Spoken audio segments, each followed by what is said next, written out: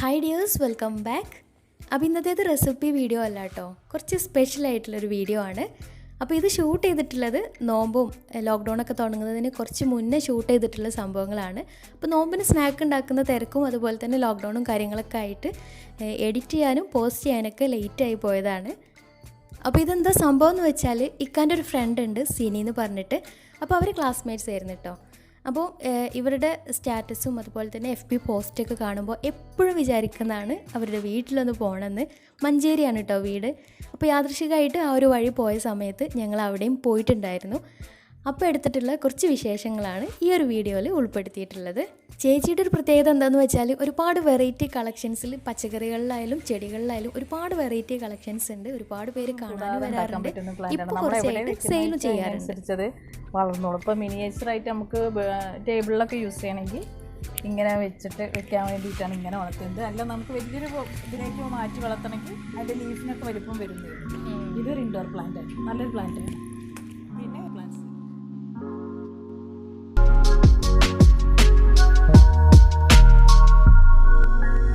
മെയിനായിട്ട് ഈ ഒരു അഡീനിയത്തിൽ പല കളേഴ്സിലും ഒരുപാട് വെറൈറ്റി കളക്ഷൻസ് തന്നെയുണ്ട്. അപ്പോൾ ബഡ് ചെയ്തിട്ടും അല്ലാണ്ടേ ആയിട്ട് ചെറിയ തൈകളും അല്ലാതെ അത്യാവശ്യം പൂക്കളിടുന്ന ഒരുപാട് കളക്ഷൻസ് തന്നെയുണ്ട്. ഇത് വേറെ ബഡാണ്. ഇത് വൈറ്റ്, ഇവിടെ നിന്ന് ബഡ് ചെയ്തിട്ട് ഇത് വൈറ്റാണ്. അപ്പോൾ പൂവില്ല. ഇതുപോലെ ഇതാ ഈ കൊമ്പ് ബഡാണ്. ഇത് ചുമപ്പ്, നല്ല കടും ചുമപ്പ്. ഈ പ്ലാന്റ് നോർമൽ പ്ലാന്റാണ്, അതും ചെയ്തതാണ്.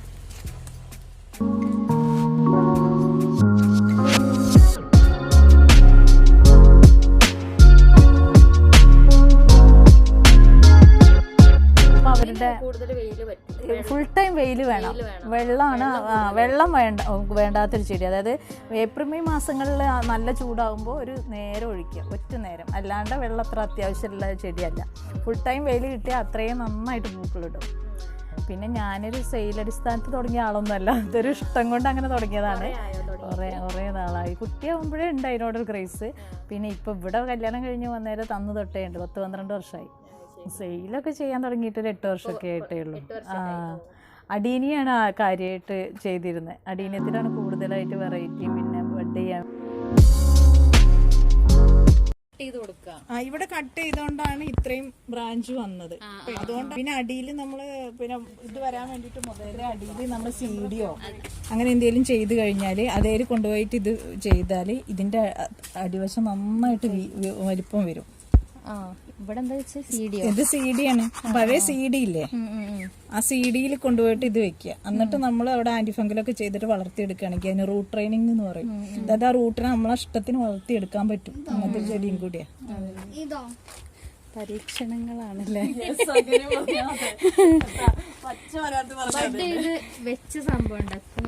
ബഡ് ചെയ്ത ഫ്രണ്ടിലുണ്ടെല്ലാം കാണിച്ചു തന്നില്ല. ഇത് അങ്ങനെ ചെയ്താ കണ്ടോ, അതിന്റെ റൂട്ട് നമ്മളെ ഇഷ്ടത്തിന് നമ്മൾ ഇനി ഒന്ന് പൊക്കിയിട്ട് വീണ്ടും വെച്ച് കഴിഞ്ഞാൽ അത് ആ ഷേപ്പിൽ വരും. റൂട്ടിന് ഭംഗിയുള്ള ഒരു ചെടിയും കൂടിയാണിത്. റൂട്ടിന്റെ ഭംഗിക്കും പിന്നെ ഇതാണ് മെയിൻ ആയിട്ട് അതിന്റെ ഒരു ഭംഗി എന്ന് പറയുന്നത്.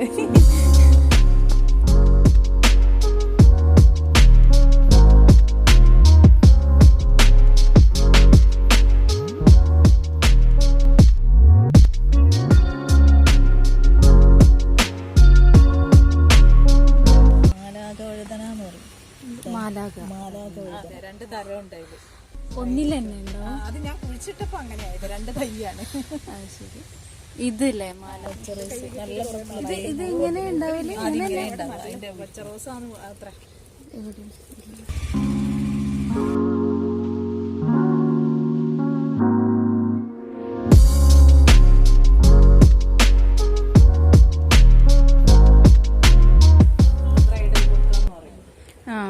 ബ്രൈഡൽ ബുക്ക് വൈറ്റ്, മറ്റേ കാട്ടുമുല്ലന്റെ ഒരു സ്മെല്ല് വരുന്നുണ്ട്.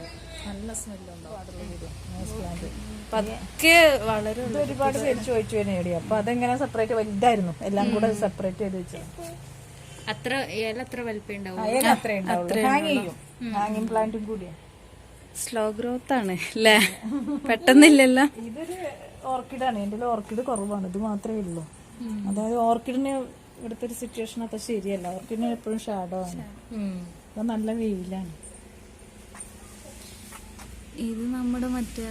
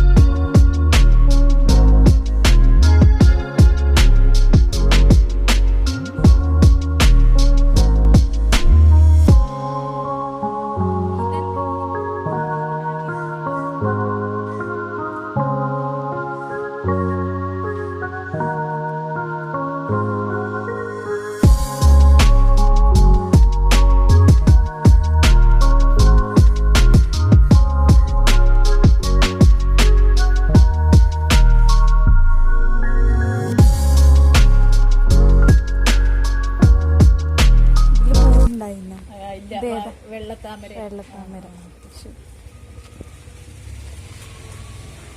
ഇത് മാലാക. ഇത് സാധാരണയല്ല, അത് സാധാരണ പക്ഷെ കൊലകളായിട്ടുണ്ടാവണം. 6 അയച്ചെന്നതിൽ ഒന്നാണ്, 4 തരം അയച്ചെന്നായിരുന്നു. അങ്ങനെ അതിൽ നിറച്ചത് അപ്പുറത്തുണ്ട്, അത് കോലകളായിട്ട് കണ്ടി. ഇത് വൈലറ്റ്, 3 തരം വൈലറ്റ്. ഇത് രണ്ടും 2 വെറൈറ്റി. ഇനി വലുതാവാനുണ്ടാവും, 2 സൈസ് വെക്കാൻ. മുന്തിക്കാളി കായ്ച്ചു കഴിഞ്ഞാൽ പിന്നെ വാടും. ഇതിന് നിങ്ങൾ എന്താ ചെയ്യുന്നത്? അതിന്റെ ഒരു രീതി കഴിഞ്ഞിട്ട് അതിന്റെ ഒരു സമയമുണ്ട്, അത് കഴിഞ്ഞാലേ പോവുള്ളൂ.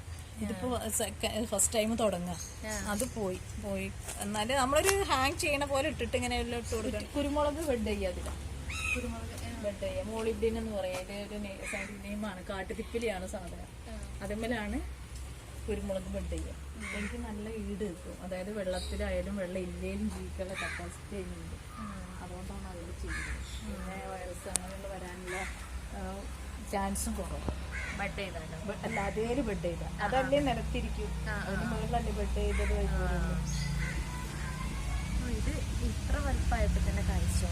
ഇത് ഇന്ന് തുടങ്ങിയിട്ടുണ്ട്, ഇത് ചെറുതാകുമ്പോഴേ കഴിക്കും. അതാണ് അതിന്റെ ഒരു കുറ്റിക്കുരുമുളക് അങ്ങനെയാണ്. പിന്നെ ആ സീസൺ അല്ല, ലോക്ക്ഡൌൺ ടൈമിൽ ഇപ്പൊ കൊറേ പേര് ഇത് സീസൺ അല്ല, ഇതന്നെയാണ് തിരിയിട്ടുണ്ടാവും. കുറ്റിക്കുരുമുളക് ഉണ്ടാവും.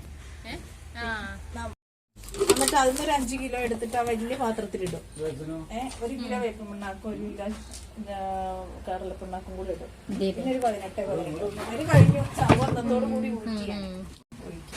നേരിട്ട് ഒഴിക്കരുത്, നേരിട്ടൊഴിച്ചാൽ അതിന്റെ ഇത് കൂടുതലായിരിക്കും, ഭയങ്കര ശക്തി. അത് ഏത് വളവും അങ്ങനെ ചെയ്യണം എന്നാണല്ലോ. ഡയലൂട്ട് ചെയ്ത് ഒഴിച്ചാൽ നല്ലതായിട്ട് അതിന്റെ റിസൾട്ട് മനസ്സിലാവാൻ പറ്റും. ഇതാണ് മോളിബ്ഡിനം. ഞാൻ ചെയ്യാൻ വേണ്ടി വാങ്ങിയിട്ടുണ്ടല്ലോ. കാട്ടുതിപ്പലി കൊണ്ടുവച്ചതാ. തിപ്പല്ലി കേട്ടിട്ടുണ്ട്. തിപ്പലി മരുന്നല്ല, കാട്ടുതിപ്പലി ഇപ്പൊ നമ്മള് കാട്ടുമഞ്ഞൾ എന്ന് പറയുമ്പോൾ മഞ്ഞൾ മരുന്നാണ്, കാട്ടുമഞ്ഞൾ നമ്മൾ എടുക്കുന്നത്. അതേപോലെ ഇതിന് ഒരുപാട് ഗുണമുള്ളൊരു മരമാണ്, അതുകൊണ്ടാണല്ലോ അതിൽ ബെഡ്. അത് ഫെയ്ഡായതാ, കളയാൻ പഠിച്ചിട്ടാണ് കൊണ്ടുവന്ന് വെച്ചാ.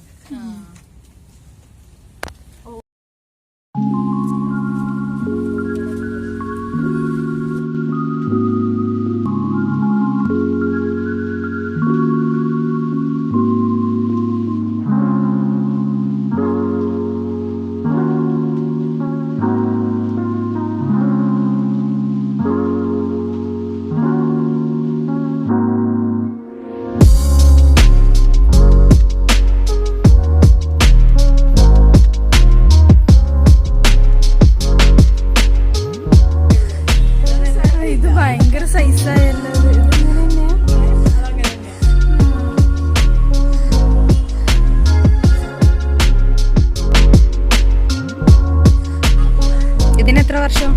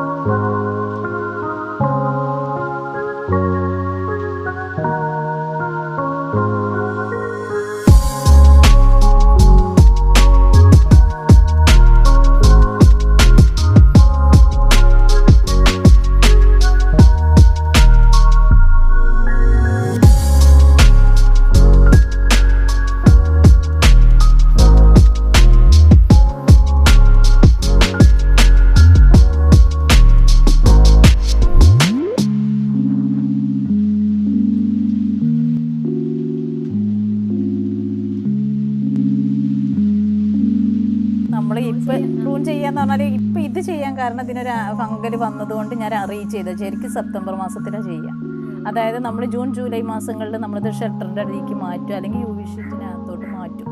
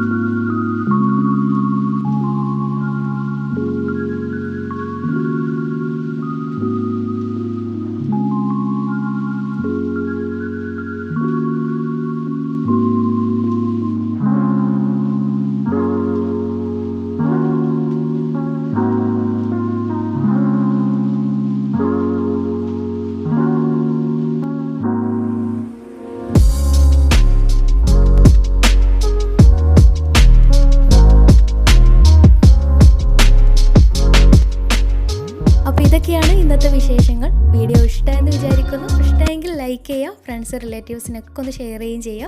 പിന്നെ നിങ്ങളുടെ അഭിപ്രായങ്ങൾ താഴെ കമൻറ്റ് ബോക്സിൽ അറിയിക്കാനും മറക്കരുത്. അതുപോലെ തന്നെ ചാനൽ സബ്സ്ക്രൈബ് ചെയ്യാത്തവരുണ്ടെങ്കിൽ സബ്സ്ക്രൈബ് ചെയ്യാനും മറക്കരുത്. തൊട്ടടുത്തുള്ള ബെല്ലൈക്കണും കൂടെ ഒന്ന് ക്ലിക്ക് ചെയ്താൽ ഇനി പുതിയ വീഡിയോസ് ഇടുമ്പോൾ അതിന് നോട്ടിഫിക്കേഷൻസ് ഒക്കെ പെട്ടെന്ന് തന്നെ കിട്ടുകയും ചെയ്യും. അപ്പോൾ ഇനി അടുത്ത നല്ല വീഡിയോയുമായി വീണ്ടും വരാം. അതുവരെ ടേക്ക് കെയർ, ബൈ.